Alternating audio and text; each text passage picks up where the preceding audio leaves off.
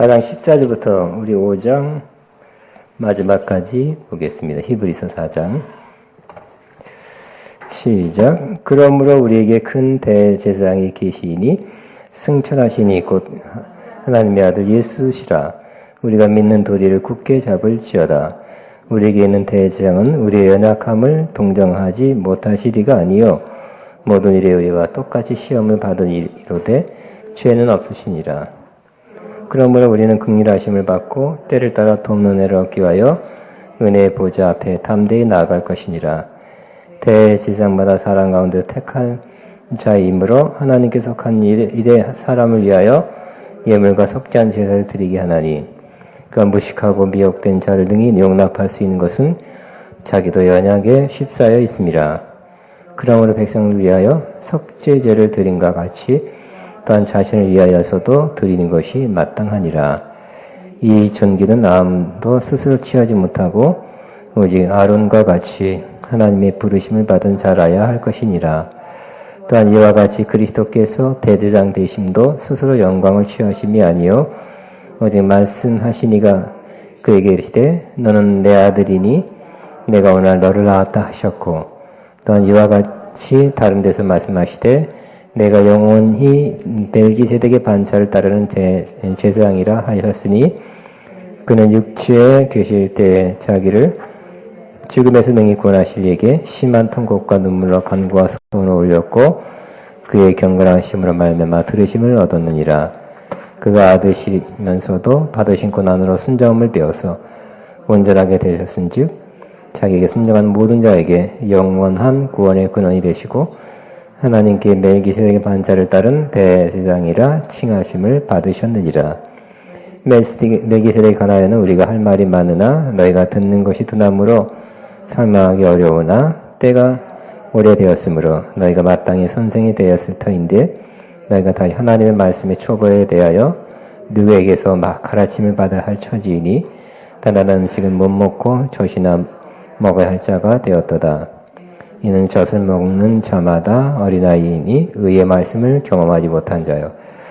단단한 음식은 장성한 자의 것이니 그들은 지각을 사용함으로 연단을 받아 선악을 분별하는 자니라. 히브리서 3장 4장에는 이스라엘의 멸망받은 이스라엘 예를 들었습니다. 이스라엘이 약속, 가나안 땅에 들어갈 약속을 받았으나 들어갔습니까? 못 들어갔습니까? 왜 못 들어갔겠습니까? 믿음이 없고 순종함이 없기 때문에 못 들어갔죠. 근데 요런 모양, 결국 하나님이 약속한 것을 믿지 못한 거예요. 그리고 믿지 못하니까 순종하지 못한 거예요. 그처럼 히브리서, 신약 시대인데 예전 이후의 시대에 하나님 말씀에 대해서 흔들린 거예요. 믿지 못하니까 순종이 못한 사람은 어떻게 될까요? 또 꼭 그와 같을 것이라는 거예요. 이스라엘처럼 멸망, 약속 받은 것을 못 받게 된다는 거죠. 하나님이 기록된 말씀에 대한 믿음이 없는 사람, 그래서 순종하지 못한 사람은 여기는 약속 다 못 취하게 되죠. 못 얻게 될 것이고, 심지어 예를 들어서 어떤 예언이라 할지라도 그것을 오래되고 잊어먹고 아니면 그럴까 하는 의심한다면, 믿음이 없다면 성취가 안 될 것입니다. 지금은 예언에 대해서 말씀하는 건 아니에요. 똑같은 원리라는 것이. 그래서 하나님 말씀, 특별히 복음, 구약은 율법이죠. 신약은 예수님에 관한 말씀, 예수님이 우리를 위해서 뭘 해주셨나는 복음에 관한 말씀을 들었는데, 구약도 율법을 못 믿었죠. 하나님 약속, 율법을 못 믿고 순종하지 못해서 못 들었듯이 이 복음의 말씀을 받았으나 핍박, 환난, 고난이 오니까 순종하지 믿음이 흔들리고 순종하지 못한 사람들은 그와 같이 하나님 구약에는 뭐예요? 가나안 땅에 들어가는 약속이었다면 신약에는 여기 3장 4장에 안식, 이 땅에서 안식, 또 영원한 천국에서 안식을 들어가서 못 누리게 된다는 거예요. 그러니까 우리가 뭘 받았어요? 복음. 지금 율법으로 우리가 구원받으라는 건 아니죠. 그죠? 율법은 죄를 깨닫게 하는 거예요. 율법이 필요합니다만 율법 등의 죄를 깨닫는 것이고 우리는 복음을 통해서 복음을 전해 듣고 믿어 구원받았어요. 그러나 어려움이 오니까 흔들려요. 예수 믿다가는 더 핍박이 있고 심한 고난이 있으니까 이거를 놔두고 구약으로 율법으로 조용히 믿는 그런 신앙으로 돌아가려는 그런 유혹을 받고 있어요. 그래서 흔들리는 사람들에게 어떻게 된다고요? 이 복음의 말씀을 들었으나 흔들리는 사람, 들었으나 순종하지 않는 사람은 어떻게 한다고요? 이와 같이 그 꼴로 한다. 약속을 취할 수가 없다 하고 경고한 것입니다. 어떻게 해야 될까요? 흔들린 사람, 조금 흔들렸던 사람들 다시 회개해야 되겠죠? 믿음 잃어버릴 뜻 사람 회개해야 됩니다. 어떻게 회개할까요? 구약 같으면 제사장 앞에 가서 짐승 가지고 와서 죄를 졌습니다 하고 하나님 그래 내 죄 때문에 하나님과 나와 사이에 문제가 생겼습니다. 제사를 드려서 하나님과 나와의 관계를 화목시켜 주시고 문제가 없게 해주세요 하고 제사 드렸죠. 그 제사장에 가서 중보자인 중간 역할을 하는 제사장에 가서 제사를 드림으로 그 역할을 하게끔 했어요. 그런데 신약에는 그런 제사장 혹은 대제사장보다 훨씬 뛰어난 예수 그리스도가 계신다는 거예요. 이제 죄를 회개하고 하나님과 관계가 회복되기 원하고 다시 은혜를 받기 위해서는 누구 앞에 나가야 돼요? 누구를 기억해야 돼요? 예수 그리스도 대제사장, 우리를 긍휼히 여기신 분. 그래서 구약이 아니라 신약에는 더 좋은, 더 뛰어난, 더 훌륭한, 더 온전한 대제사장이 우리를 긍휼히 여기면서 기다리고 있고 그분을 통해서 하나님과 더 가까운 관계, 훼손되지 않고 올바른 관계를 계속 이어갈 수 있다고 말씀하고 있는 것이 4장 14절에서 16절입니다. 14절에 그러므로 우리에게 큰 대제사장이 있으니 구약엔 대제사장이 있다면 신약은 뭐라고요? 예수님은 큰 대제사장, 단 큰 대제사장. 예수님은 큰 대제사장입니다. 근데 예수님 뭐라고요? 계시는데 어디 계세요? 불러와야 될 거 아니에요. 제사 지낼 때 불러와야 될 거 아니에요. 어디 계세요? 핸드폰 걸어볼까요? 하늘에 계신대요. 그 옛날의 제사장들은 땅에 어디 아마 그 성막 근처에 살았을 거예요. 예수님은 하늘에 계신대. 승천하시니 곧 하나님의 아들 예수시라. 예수님이 큰 대제사장이고요. 우리가 믿는 도리를 굳게 잡을지어다. 예수님이 큰 대제사장이고 구원의 근원이 되신다는 거. 이 믿음의 고백, 이 믿음의 도리를 굳게 잡을지어다. 흔들리지 말아라. 근데 예수님은 더 정말 제사장 중에 제사장. 퓨어. 아주 순수한 100% 퍼펙트한 그런 대제사장이래요. 왜냐하면 15절에 우리에게 있는 대제사장은 우리의 연약함을 동정하지 못하시리가 아니요 모든 일에 우리와 똑같이 시험을 받으신 이로되 죄는 없으시니라 그랬어요. 제사장은 누구를 대표합니까? 백성, 인간을 대표하죠. 그러니까 우리를 대표해서 하나님 앞에 나가는 자이기 때문에 우리와 같은 인성을 입고 있어야 돼요. 우리와 같아야 돼. 그래서 그래야 우리 처지를 이해하고 또 우리 처지에 동정을 하죠. 그때 예수님은 우리와 같이 육신을 입고 오신 겁니다. 우리의 시험을 다 받아봐가지고 별난 시험 다 받아봐가지고 그럴 것이다. 그렇게 그래 맞아. 그러니까 이해 긍휼을 긍휼히 여겨주신 분이랍니다. 그래서 동정하시는 분. 따라 주님은 나를 동정해 주십니다. 시작. 주님은 나를 동정해 주십니다. 이해하고 똑같이 여러분 어떤 시험 받았다면 예전 시험에 들어버리고 넘어간 건 아니지만 시험은 받아는 봤다는 거지. 어떤 유혹을 받아봤으니까 예수님 유혹에 빠졌으니 여러분 넘어졌겠죠? 예수님은 넘어지지는 않았대. 그러나 받아는 봤대. 그래서 우리를 더 동정하시는 분이에요. 그 때문에 15절까지 시작. 우리에게 있는 대장은 우리의 연약함을 동정하지 못한 이가 아니요 모든 일에 우리와 똑같이 시험을 받은 이로되 죄는 없으시니라. 죄로 떨어지지 않았대요. 죄가 없어야 우리를 구원하죠. 죄인이 죄인 위해서 죽어봤자 소용도 없어요. 죄 없는 분이 죽었고 대신 죽어야 소용이 있겠죠. 죄는 없으시니라. 그래서 결론은 뭐예요? 우리가 이렇게 다시 믿음이 흔들리고 예수님을 믿을까 말까 하고 믿지 않고 순종하지 않은 자체가 죄죠. 흔들렸을 때 이렇게 기반이 흔들렸을 때 다시 주님 앞에 내가 흔들렸습니다. 믿음이 없어졌습니다. 내가 옛날로 구약신앙으로 율법으로 돌아가려고 말랑 했습니다. 돌아갈 뻔했습니다. 그렇게 고백하면서 씻어서 새 출발하라는 뜻이에요. 16절 시작. 그러므로 우리는 긍휼하심을 받고 때를 따라 돕는 은혜를 얻기 위하여 은혜 보좌 앞에 담대히 나갈 것이니라. 율법에 돌아가는 것뿐만 아니라 우리가 죄를 졌을 때도 넘어졌을 때도 똑같죠. 이 말씀은 그대로 적용돼서 우리 나가면 뭔다고요?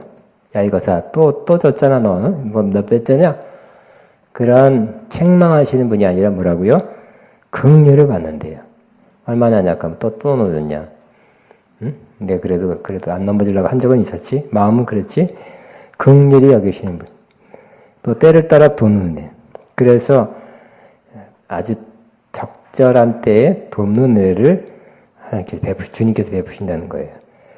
그렇게 해서 그걸 받기 위해서 뭘 받기 위해서 뭘 내려주신다고요? 긍휼하심, 때를 따라 돕는 은혜를 받기 위해서 은혜의 보좌 앞에 담대히 나아갈 것이니라. 주님의 보좌가 무슨 보좌라고요? 은혜의 보좌, 심판의 보좌가 아니에요. 공의의 보좌도 아니에요. 은혜의 보좌예요. 다행이죠? 공의의 보좌라면 다 낱낱이 가려서 너 이거 잘못했지? 대가를 치러. 그럴 거예요. 은혜의 보좌니까 너 이거 잘못된 거 맞지만 내가 대신 죽었다.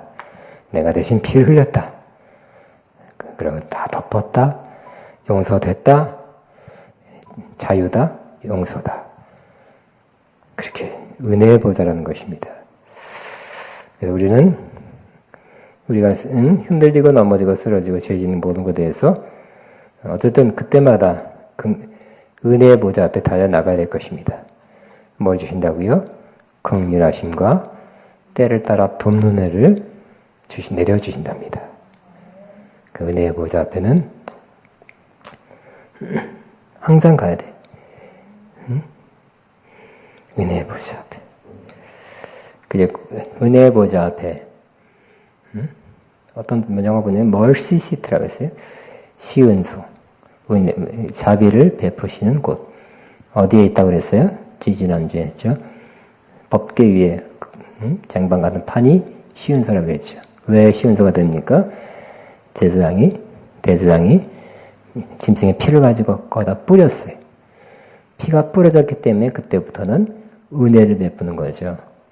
마찬가지로 예수님의 피가 십자가에서 흘려졌기 때문에 이제는 하나님께서 은혜를 베푸신다는 것입니다.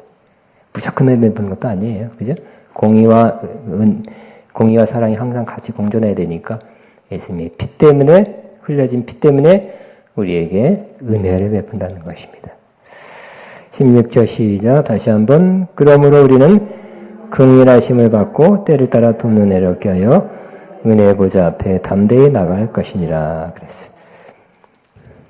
다시 한번 5장에서는 5장 1절부터 10절까지는 예수님의 대제사장직이 얼마나 뛰어나고 얼마나 크고 완벽한지 구약의 율법 아래에 있었던 아론의 대제사장직, 아론의 대제사장 그 계열과 비교해서 설명하고 있는 것입니다. 한마디로 뭐예요? 뒤로 돌아가지 말라 그러죠. 율법으로 돌아가지 말라. 율법으로 돌아가면 이렇게 불완전한 비교 안 되는 것을 다시 돌아가면 말도 안 된다는 거예요. 있을 수 없는 일이라는 거예요. 예수님의 제사장직이 완벽한데 완벽한 예수님의 제사장직을 놓고 불완전한 그런 그림자 같은 그 제사장직에 들어가서 은혜를 받고 용서를 받고 뭐 하나님께 가까이 가려는 노력을 해서는 안 된다는 뜻으로 1절부터 10절까지 기술하고 있습니다. 1절에 대제사장마다 사람 가운데서 택한 자이므로 하나님께서 한 일에 사람을 위하여 예물과 속죄한 제사를 드리게 하나니. 대제사장의 역할이 뭐라고요? 하나님이 택한 사람만 한대요. 아무나 못해요. 나요 해도 안 돼요. 내가 드릴게요. 사울처럼 내가 제사 드려버린다 해도 안 돼요. 하나님이 택한 자. 그리고 뭐 한다고요? 하나님의 속한 사람이에요. 예물 드리는 거, 또 속죄하는 제사를 드리는 것을 하는 거예요. 하나님과 화목을 위해서 그죠? 예물 드리고 속죄를 위해서 뭐 죄가 있으니까 문제가 있으니까 속죄 제사를 드리는 거죠. 우리 누구 편에서 누구를 대신해서 대표해서 인간을 대신해서 죄인을 대신해서. 근데 2절에 그가 무식하고 영적인 거 미혹된 자를 능히 용납할 수 있는 것은 자기도 연약에 휩싸여 있음이라 그랬어요. 대제사장은 자기도 약해요. 자기도 가끔 넘어져요. 자기도 모르는 거 있어요. 그러니까 되겠다고요. 그런 남이 잘 영적인 거 모르거나 미혹될 때도 나도 저러니까 막 정죄할 수가 없는 거예요. 그가 무식하고 미혹된 자를 능히 용납할 수 있는 것은 자기도 연약에 휩싸여 있습니다. 그랬어요. 그러니까 구약의 제사장이 그러므로 백성을 위하여 속죄제를 드린 것 같이 또한 자기 자신을 위하여도 드리는 것이 마땅하니라. 이 제사장은 뭐 하는 사람이라고요? 예물 드리고 제사를 드리고. 제사 드릴 때 그냥 드리지 않죠. 제물과 함께 드리죠. 제물과 함께 드리는데 백성을 위해서 그렇게 예물 드리고 제물 드려서 제사를 드려주지만 자기를 위해서도 필요하다는 거예요. 왜? 자기가 부족하기 때문에. 자기 넘어지고 자기 똑같이 죄를 짓기도 하니까 자기도 그걸 위해서 드려야 된다는 거예요. 근데 그럼에도 불구하고 이 제사장 역할은 어떤 역할이라고요? 구약의 제사장은 천한 직업입니까? 직업으로 말할까? 나쁜 직업입니까? 예? 돈 많이 버는 게 낫지. 무슨 맨날 누가 갖다 주는 11조 받아서 먹었잖아. 응? 안 주면 어떡할까? 10분의 1을 아니라 10분의 1이 아니라 10분의 0.5 반만 갖다 주면 어떡해? 차라리 내가 돈 벌어서 먹겠다. 근데 하나님 볼 때는 이 제사장의 역할은 존귀라고 표현하고 있죠. 4절에 이 존귀는 하나님이 이 제사장직은 하나님이 아무나 하게 하지 않고 하나님이 택한 자만 하게 하셨죠. 그렇기 때문에 하나님이 택해서 하나님의 일을 하게 하는 이 사람이 하는 일을 존귀하게 보는 거예요. 여기 이 존귀는 아무도 스스로 취하지 못하고 오직 아론과 같이 하나님의 부르심을 받은 자라야 할 것이니라 그랬어요. 구약의 제사장들은 잘 살았다 그런 건 아닐 수 있어요. 그죠? 그렇지만 하나님이 택하셨고 하나님의 일을 하게 하신 그런 측면에서는 또 오늘 성령의 감동을 받은 히브리서에는 존귀라고 표현하고 있어요. 하나님을 섬기는 것은 존귀한 일입니다. 근데 신약에도 더 그러겠죠. 그죠? 하나님을 섬기는 자, 하나님 택해서 특별히 하나님을 섬기라고 계속 그 인생을 부른 자는 존귀한 자예요. 여러분 존귀한 자입니까? 하나님을 섬기는 자가 된다면, 하나님 섬김으로 여러분이 산다면 존귀한 자가 될 것입니다. 물론 교회에서 풀타임으로 하는 것도 존귀한 일이지만 하나님의 뜻을 가정에서, 직장에서, 외부에서 하나님의 뜻을 이루며 계속해서 살아간다면 여러분도 존귀한 자가 될 거예요. 직업을 하면서도 하나님 뜻에 의해서 나는 이 직장을 다니고 있다. 여기서 하나님의 뜻을 펼치고 있다고 믿고 한다면 존귀한 자가 될 것입니다. 여러분 다 앞으로는 존귀한 자로 살아가게 되길 바랍니다. 내 뜻이나 또 누가 우리 뭐 하자 해서 그럴까? 이렇게 한 존귀한 자가 될 수 없죠. 그죠? 하나님의 뜻에 의해서 인생을 사는 거. 하나님을 위해서 사는 거, 그러니까 풀타임이든 반타임이든 아니든 간에 가정주부들 간에 하나님의 뜻대로 사는 거. 하나님 나는 이 일을 하도록 가정주부로 부르심 받았다. 콜링.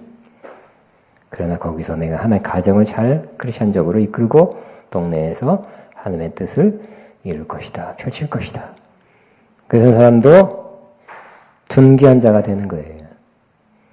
이 존귀는 아무도 스스로 취하지 못하고 오직 아론과 같이 하나님의 부르심을 받은 자라야 할 것이니라.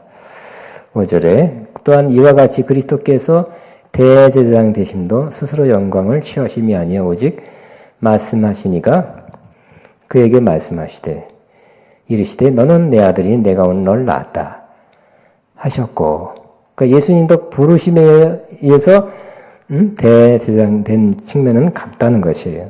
이거는 시편 110편 4절에 있는 예언의 말씀을 예수님이 성취한 거죠. 예수님도 요 예언의 말씀에 따라서 부르심 받아서 하나님의 부르심 받은 대제사장의 역할을 하시게 되었고요. 6절에 또한 이와 같이 다른 데서 말씀하시되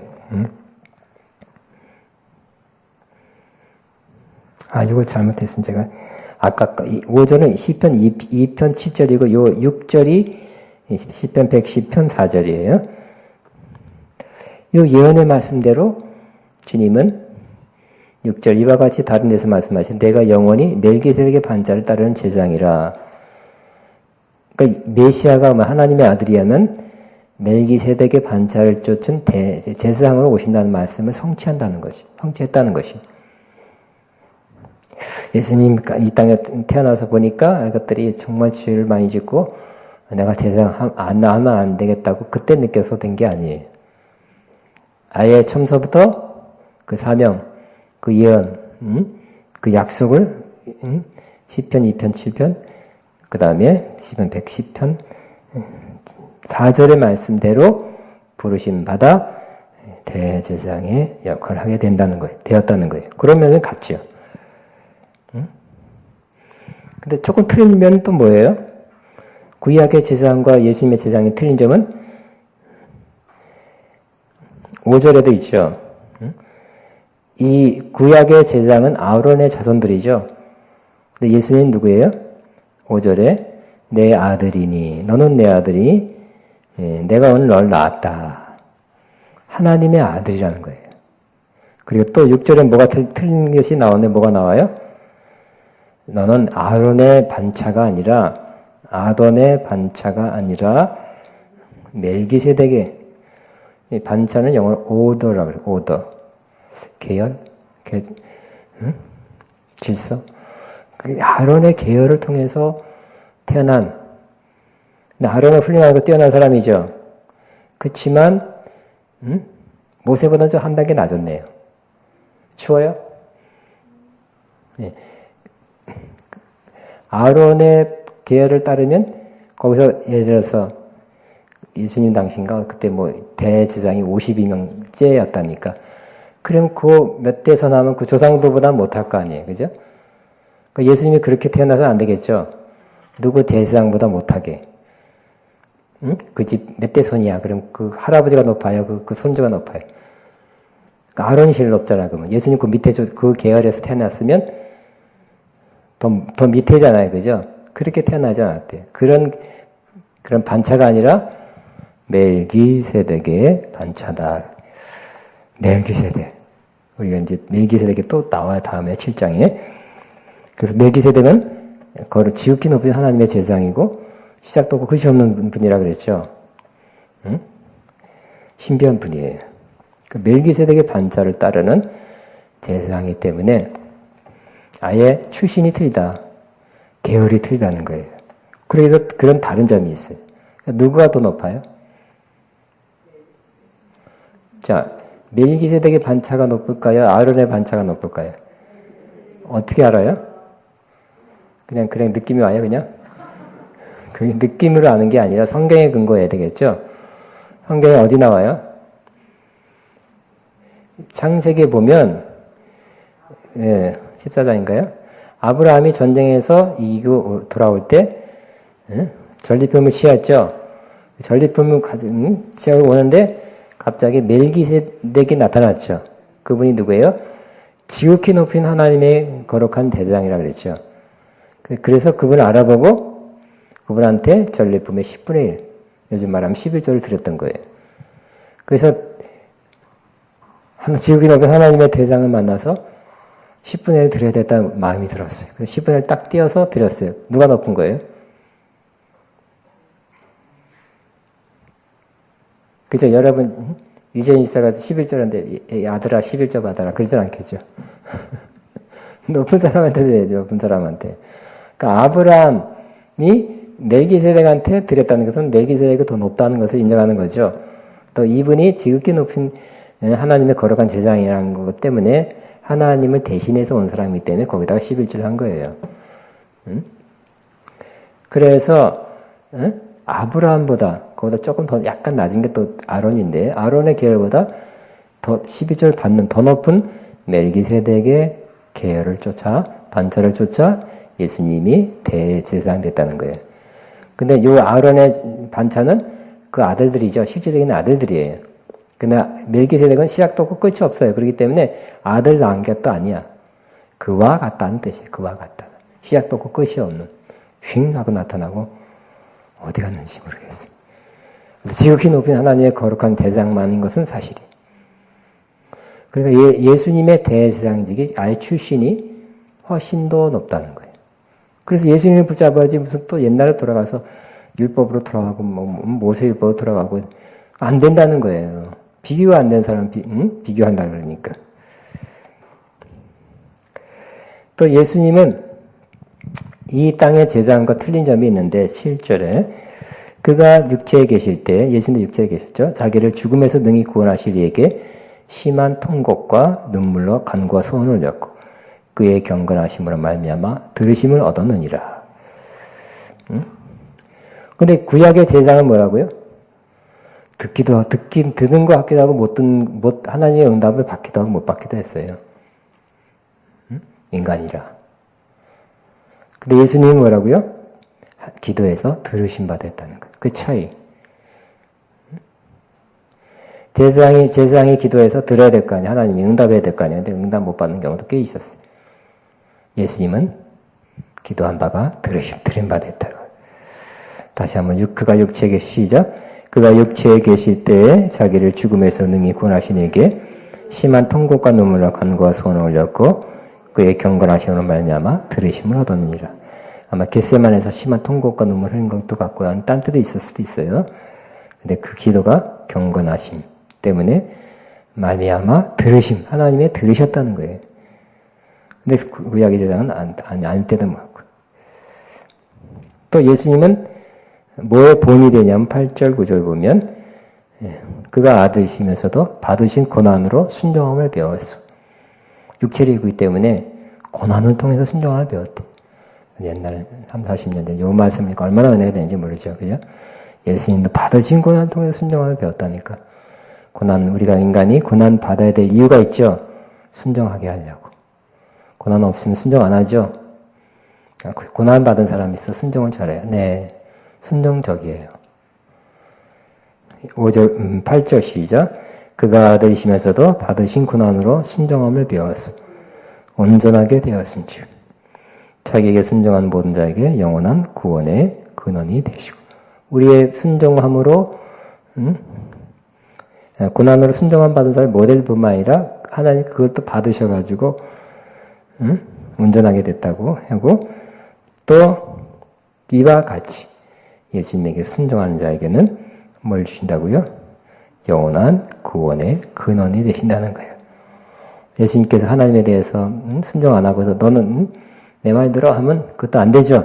예수님도 하나님께 순종했고 이제 너희는 내 말을 들으라 그랬죠. 하나님께서 베나산에서 뭐라 그랬어요? 모세 엘리야는 샥 사라지게 하고 너희는 예수님의 말씀을 들으라 그랬죠. 그렇기 때문에 예수님의 말을 듣고 순종한 자에게는 구원의 뭐가 된다고요? 구원의 근원이 되신다는 거예요. 8, 9절 시작. 온전하게 되셨은즉 자기에게 순종하는 모든 자에게 영원한 구원의 근원이 되시고 10절 시작. 하나님께 멜기세덱의 반차를 따른 대장이라 칭하심을 받았느니라. 그러므로 누굴 붙잡아야 돼? 예수님, 그죠? 구약의 율법으로 들어간다든지, 뭐 토라야 어쩌고 해서 막 구약 신앙 넘어해갖고 또 구약화된 사람 있잖아요, 그죠? 그런 사람 그러지 말고 그러면 안 된다는. 우리는 예수님 붙잡아야 돼. 모세도 훌륭하지만 비교가 안 된다는 거예요, 예수님. 신약신앙. 자, 그런데 이 히브리서 공동체, 히브리서를 받는 공동체는 어떻게 했다고요? 아주 잘 이해하고 깨닫고 믿음이 쏙쏙 자란 것이 아니라 좀 듣는데 둔했어요. 그래서 문제가 되는 것 같아요. 여러분 잘 듣고 잘 깨닫고 잘 받아들인 사람은 믿음이 잘 성장하죠. 그래서 그래요? 아멘, 아멘 하세요. 아멘 했는데 다음에 보면 또 잘 모르겠네. 잘 모르겠네. 귀가 둔한 사람 있죠? 어떻게 될까요? 신앙 성장이 안 돼요. 응? 잘 못 깨닫고 잘 성장하는 것, 신앙 성장이 안 되고 시험에 자꾸 흔들려. 응? 왔다리 갔다리. 우리는 잘 듣고 깨닫고 점점 자라서 우유, 젖만 먹지 말고 단단한 음식 먹는 사람 돼야 되겠죠. 여러분 우유나 이유식 먹어도 계속 그걸 먹으면 되겠어요? 밥 먹고 싶죠? 죽 먹고 싶어요? 계속? 아니죠. 이유식도 먹어야 될 때 먹어야 되지만 어렸을 때. 그냥 밥 먹으면 더 빨리 크고 더 건강해지죠? 밥 먹어야 돼요. 영적인 것도 그와 같다는 것입니다. 11절 멜기세덱에 관하여는 우리가 할 말이 많으나 뒤에 나온 너희가 듣는 것이 두나무로 설명하기 어려우니. 그러니까 말씀을 전해도 들을 귀가 없거나 듣기가 이해력이 영적 이해력이 부족한 사람은 잘 설명하기 어렵다는 거예요. 여러분 머리가 좋다거나 학력이 높다는 건 뜻은 아니에요. 여러분 학력 높고 오히려 박사 무슨 서울대학교 뭐 이런 사람이 이해는 착착착 잘하는데 이 인간적인 머리적인 두뇌적인 이해예요. 영적으로 이해하는 게 아닐 수 있어요. 그렇기 때문에 자기 어떠한 두뇌로 이해하는 것은 큰 믿음이 안 돼요. 그래서 머리 잘 돌리는 사람, 머리가 좋다는 사람들이 심플하지 않고 영성의 깊이가 들어가기 어려워요. 서울대학 출신이 목회가 제일 적을 수도 있어요. 응? 조금 우리 같은 사람이 어울릴까? 서울대학교 아닌 사람들, SK 뭐 스카이가 아닌 사람들. 응? 그러나 영적으로는 잘 이해력이 빨라요. 자, 11절 멜기세덱은 자, 12절 때가 오래되었으므로 너희가 마땅히 선생이 되어야 되대. 신앙생활 오래 하면 뭐가 돼야 돼요? 선생이 돼. 누구를 가르칠 수 있어야 된다는 거예요. 자랐기 때문에. 근데 너희가 다시 하나님의 말씀에 초보돼서 누구에게 가르침을 받아야 처지이니. 계속 초보에 계속 머물고 있으면 뭐라고요? 응? 자꾸 흔들리는 거야, 이 히브리서 공동체처럼. 시험도 자주 들고. 그런 믿음의 초보, 빨리 벗어납시다. 아멘. 따라 믿음의 초보, 빨리 벗어나자. 시작. 네. 나는 누구를 가르칠 수 있으리라. 시작. 제가 지금 가르치는 이런 상태 아니라도 뭐 1대1도 좋고 뭐라도 나눌 수 있고 가르칠 수 있을 그거 아니지 하면서 가르칠 수 있어야 돼요. 뭐 물어보면 대답할 수 있고 상담 전화 오면 가르칠 수 있어야 돼요. 그리고 또 믿음이 성장한 사람은 단단한 음식을 먹는데요. 그러나 믿음이 성장하면서 오랫동안 성장하지 못해서 젖이나 먹어야 된다. 계속 5년, 6년째 젖 먹고 있다면 안 되겠죠. 계속 인간도 5년, 6년 젖 먹는다면 이상할 거예요. 영적으로도 젖만 먹는다면 부드러운 거, 은혜로운 거, 뭐 그냥 잘 된다는 거 이런 거 듣기 좋은 것만 듣는다면 말씀의 초보입니다. 성장이 안 되는 거예요. 단단한 음식은 뭐예요? 따라하면 나는 단단한 음식 먹습니다. 시작. 단단한 음식 잘 드시고 계시죠? 오늘 오후의 말씀도 단단한 음식이었습니다. 자, 이는 젖을 먹는 자마다 어린아이니 의의 말씀을 경험하지 못한지. 어린아이는 영적 어린아이는 젖을 먹는데 장성한 자, 성장한 사람은 뭘 먹는다고요? 의의 말씀. 아까는 단단한 음식. 의의 말씀. 그래서 뭘 잘 된다. 여러분 기분 좋게 하고 그냥 마냥 근거 없는 그냥 뭐 아련한 그런 희망만 갖게 하는 말씀이라면 그것은 의의 말씀은 아니죠. 의의 말씀은 딱 옳은 말씀이에요. 성경 그대로예요. 성경은 어떻게 잘 된다는 것뿐만 아니라 고난도 있고, 그죠? 성경 그대로 가르쳐야 돼. 성경은 전체를 가르쳐야 돼. 여러분, 의의 말씀을 자꾸 받아들이십시다. 여러분, 근데 어떤 사람, 여러분, 내가 듣고 싶은 말, 그죠? 듣고 싶은 사람이 있어요. 심지어 예언도 마찬가지. 듣고 다 잘 됐고, 잘 된다는 소리 듣고 싶어 하고, 심지어 내가 뭘 하려고 그러는데, 예언을 확증받으러 온 사람인데, 그거 아니다 그러면 막 기분 나빠하고, 그런 사람.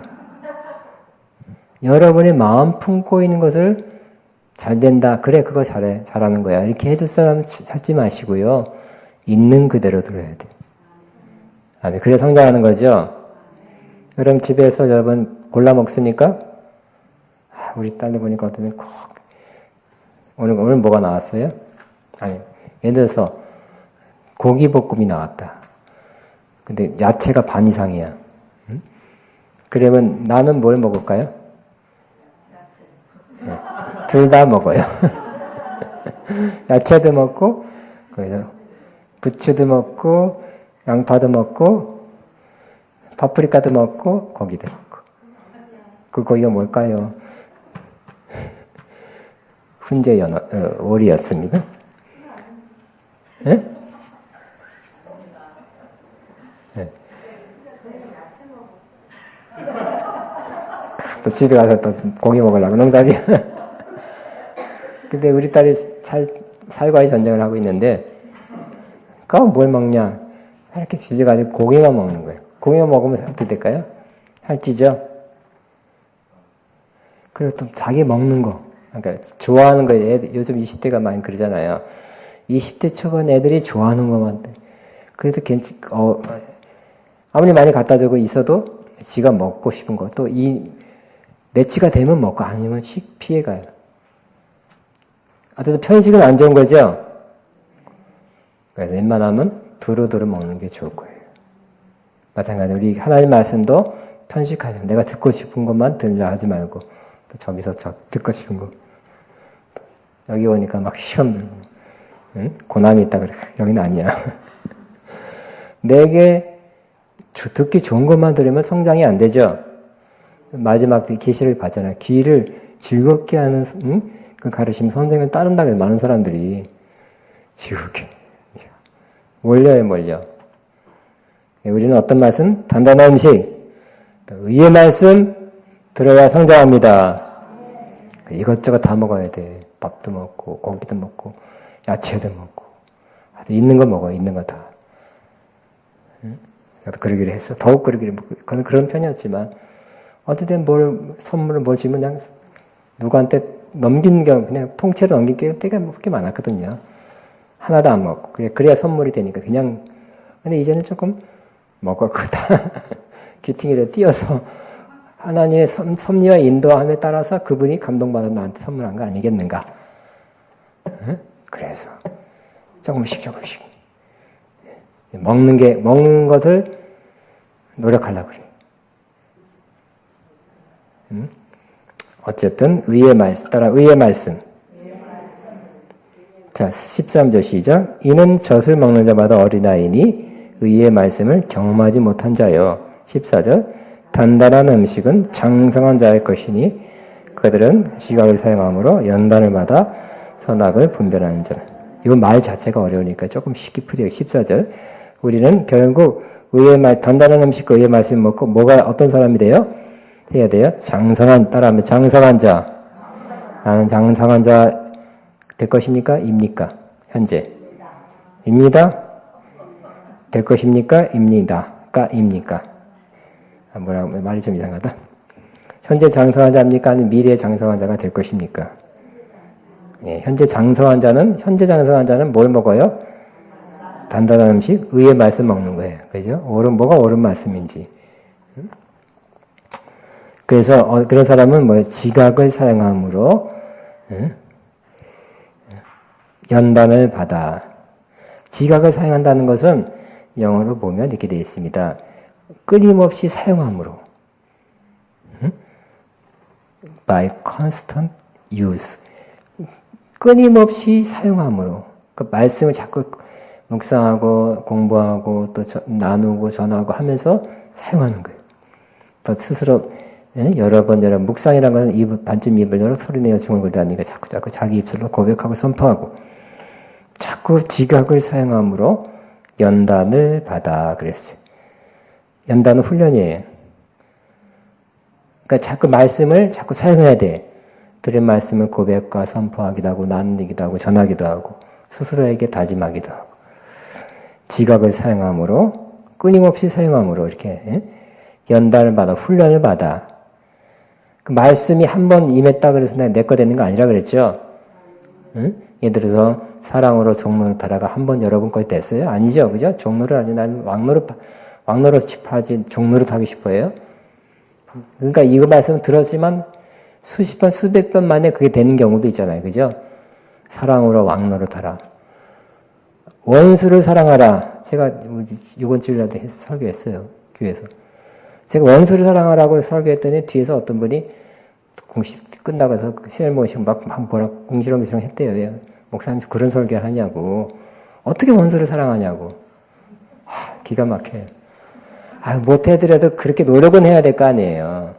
그것도 아가페를 공부해놓고. 이해 안 되는 거예요. 응? 제가 잘못 설교한 거예요? 성경에 있는 거 하는 거잖아요. 성경에 있는 거. 그 원수를 사랑하는 금방 안 되잖아요. 그죠? 금방 안 되고, 올해 안 되면 내년에도. 어쨌든 원수를 사랑하는 것이 하나님의 뜻이라고 말했으면 그냥 전한 것 뿐이에요. 원수를 사랑하도록 노력합시다.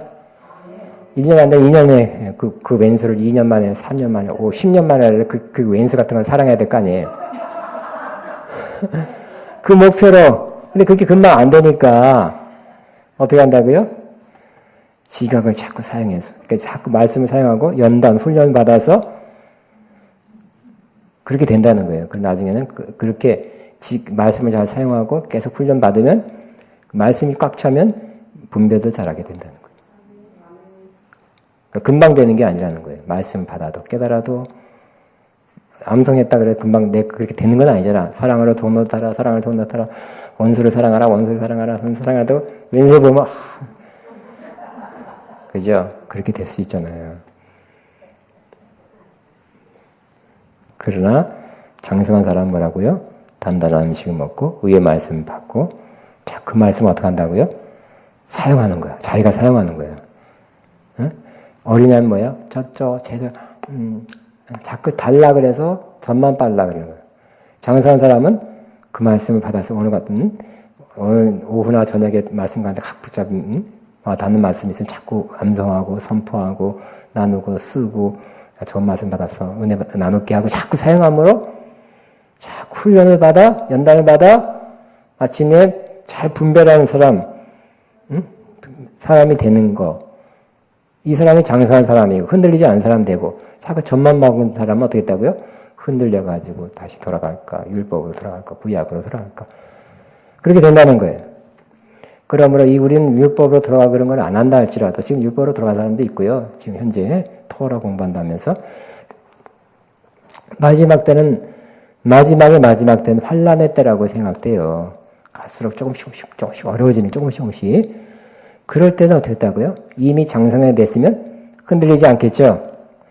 이미 장성해 버렸으면 흔들리지 않게 될 것입니다. 그동안 단단한 음식을 먹고 의의 말씀을 먹었고 장성한 사람이 돼서 자꾸 말씀을 사용했고 또 훈련도 받았기 때문에 장성한 사람 됐으면 환난과 핍박으로도 그 말씀을 붙잡고 차라리 고난 환난 받지 않고 그냥 통과해버립니다. 그럼 큰 상급이겠죠? 근데 아직까지도 지금도 젖 먹고 그때도 젖 먹으면 어떻게 될까요? 환난 시험 오면 다 넘어갑니다. 다 넘어가. 다 믿음 버리게 돼요. 알겠습니다. 666 표 받고 그렇게 될 거예요 아마. 응? 여러분은 장사한 사람이죠? 빨리 더 온전한 장사한 사람 되기 바라고요. 문제는 또 우리 자녀들이죠. 주변에 사람들이 아닌 경우가 많잖아요. 그죠? 아직도 어린아이인 경우. 빨리빨리 그 사람들을 함께 장사한 사람으로 이끄는 저와 여러분 되기를 바랍니다. 시간상 그만하겠습니다. 주여 한번 하고 기도합니다. 주여! 주여! 우리 찬양 하나 하고 마치겠습니다. 뭐 할까요? 여러분 신청곡 받겠습니다. 슬픈 마음 있는 사람 예수 이름 믿으면 영원토록 변함없는 기쁜 마음 얻으리. 예수의 이름은 세상의 소망이요 예수의 이름은 천국의 기쁨일세. 거룩하신 주의 이름 너의 방패 삼아라. 환난 시험 당한 때에 주께 기도드려라. 예수의 이름은 세상의 소망이요 예수의 이름은 천국의 기쁨일세. 존귀하신 주의 이름 유리 기쁨되도다. 주의 품에 안길 때에 기뻐 찬송 부르니. 예수의 이름은 세상의 소망이요 예수의 이름은 천국의 기쁨. 자, 우리 시간에는 그만하고 저는 어저께랑 오늘 예수님 아니 하나님 하늘에 계신 주기도문 갖고 기도를 많이 하는데 읽게 됐어요. 이렇게 하게 됐어요. 그냥 한 번씩 하니까 자꾸 이렇게 감동이 없이 그냥 형식적으로 하는 때가 많아서 5번씩 할 때가 많은데 오늘은 어저께 10번씩 해서 하나님 예수님 성령님 오늘 그렇게만 10번씩 하고 마칩니다. 하나님 10번씩이죠. 하나님 아버지 해도 괜찮아요. 하나님 아버지